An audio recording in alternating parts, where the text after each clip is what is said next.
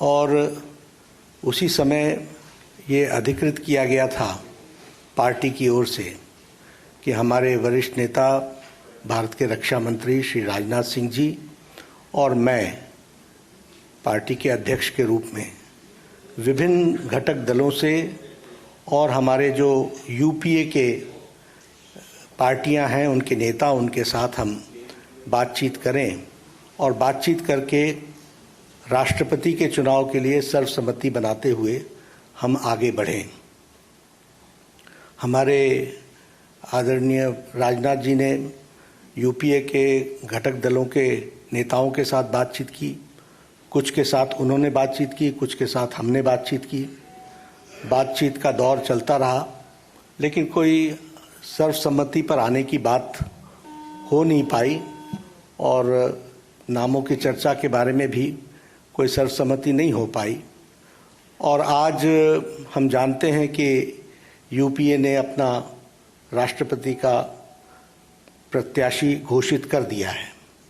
इसलिए आज की बैठक में हम सब लोग जो संसदीय बोर्ड के सदस्य थे, सब इस मत के आए कि भारतीय जनता पार्टी एनडीए अपने सभी घटक दलों के साथ बातचीत करते हुए हम राष्ट्रपति चुनाव में अपना प्रत्याशी घोषित करें, क्योंकि यूपीए ने घोषित कर दिया। हम चाहते थे कि सर्वसम्मति से कैंडिडेट आए, क्योंकि राष्ट्रपति का चुनाव सर्वसम्मति से होता है तो अच्छा रहता है, लेकिन इस प्रकार का उन्होंने जब कैंडिडेट घोषित कर दिया तो हम लोगों ने आज बैठक में हमारे अपने एनडीए के घटक के लोगों के साथ बातचीत करते हुए और लगभग 20 नामों पर हमारे यहाँ लंबे दौर की चर्चा हुई और चर्चा में सब लोगों के साथ बातचीत करते हुए एक सर्वसम्मति इस बात पर बनी कि सभी नामों पर चर्चा हुई, विस्तृत चर्चा हुई, लेकिन कुल मिलाकर के ये बात सामने आई कि हमें प्रत्याशी के रूप में कोई पूर्व से ढूंढना चाहिए, भारत के पूर्वी क्षेत्र से ढूंढना चाहिए और हो सके और हमारा प्रयास हो महिला को हमको स्थान देना चाहिए। और आज तक कोई आदिवासी ट्राइबल प्रत्याशी राष्ट्रपति के रूप में नहीं आया है, इसलिए हमें ट्राइबल पर और पहली बार कोई ट्राइबल को भारतीय एनडीए की तरफ से हम कैंडिडेट बना सकेंगे, ऐसा संसदीय बोर्ड पार्लियामेंट्री बोर्ड का मत था। और इसलिए श्रीमती द्रौपदी मुर्मू इनको राष्ट्रपति का प्रत्याशी घोषित किया गया है एनडीए की तरफ से। और हम सब जानते हैं कि श्रीमती द्रौपदी मुर्मू जैसे राधाकृष्णन जी शिक्षा से जुड़े हुए थे, सर्वपल्ली राधाकृष्णन राष्ट्रपति के रूप में, उसी प्रकार द्रौपदी जी का भी जीवन आजीवन शिक्षा से जुड़ा रहा और वो टीचर के रूप में, शिक्षक के रूप में उन्होंने अपना जीवन प्रारंभ किया। बाद में वो काउंसलर भी बनी और वाइस चेयरपर्सन रायरंगपुर की बनी और उसके बाद उन्होंने एक लंबा अरसा विधायक के रूप में देखा और विधायक के रूप में वो मंत्री बनने का भी उनको सौभाग्य मिला। उन्होंने सरकार में मंत्री के रूप में भी गवर्नमेंट ऑफ उड़ीसा में transport, commerce, animal husbandry ministry और फिशरीज मिनिस्ट्री को भी उन्होंने संभाला। और सबसे अच्छी बात यह भी रही कि उन्होंने Neelkanth award for best MLA 2007 का वह भी उन्होंने अर्जित किया, उनको मिला। और बाद में वो 2015 से लेकर 2021 तक झारखंड स्टेट की गवर्नर रहीं। तो इस तरीके से उनका राजनीतिक जीवन रहा है। एक बहुत ही संवेदनशील महिला नेत्री जिन्होंने शिक्षा से अपने आप को जोड़ करके जीवन में आगे बढ़े और जो जो जिम्मेवारियां उनको दी गई उन्होंने बहुत उत्तम तरीके से निभाया है। इसलिए एनडीए ने और एनडीए के सभी घटक दलों के साथ बातचीत होते हुए आज संसदीय बोर्ड ने श्रीमती द्रौपदी मुर्मू को अपना राष्ट्रपति के कैंडिडेट के रूप में घोषित किया है।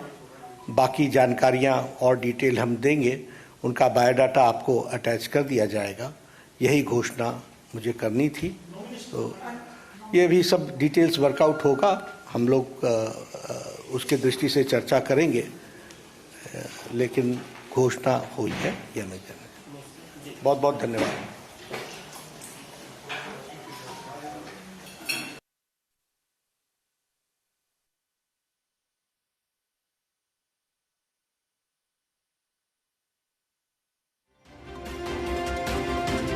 वक्त की बड़ी खबर आपको बता रहे हैं, बीजेपी संसदीय दल की बैठक में फैसला हो गया। राष्ट्रपति चुनाव को लेकर इस वक्त की सबसे बड़ी खबर, द्रौपदी मुर्मू को बीजेपी ने राष्ट्रपति चुनाव में प्रत्याशी बनाया है।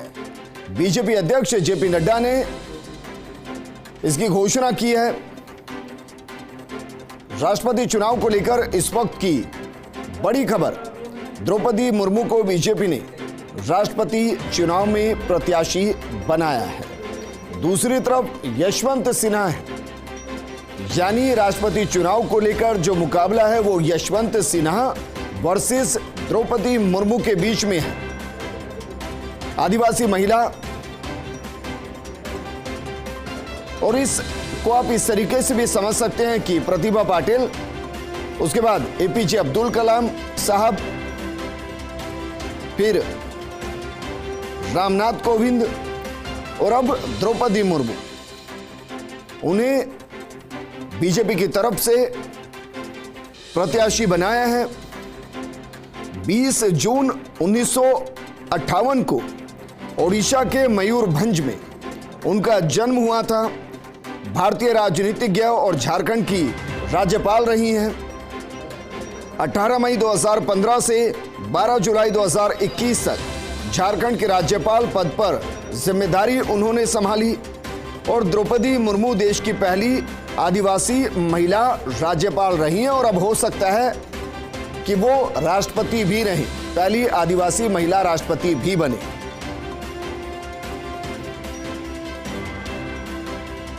आपको बता दें कि ओडिशा के मयूरभंज जिले के रहने वाली द्रौपदी मुर्मू ओडिशा में 2 बार रायरंगपुर विधानसभा क्षेत्र से बीजेपी विधायक भी रही हैं।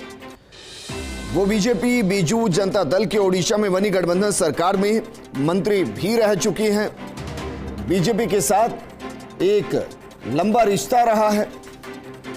राज्यपाल की जिम्मेदारी संभाली और राज्यपाल की जिम्मेदारी के बाद अब वो राष्ट्रपति बनी तो राष्ट्रपति की जिम्मेदारी संभालेंगी। पार्लियामेंट्री बोर्ड की बैठक हुई, बैठक में नाम पर मोहर लगी। बीजेपी अध्यक्ष जेपी नड्डा ने प्रेस कॉन्फ्रेंस की और प्रेस कॉन्फ्रेंस करने के बाद इस नाम का ऐलान किया गया है।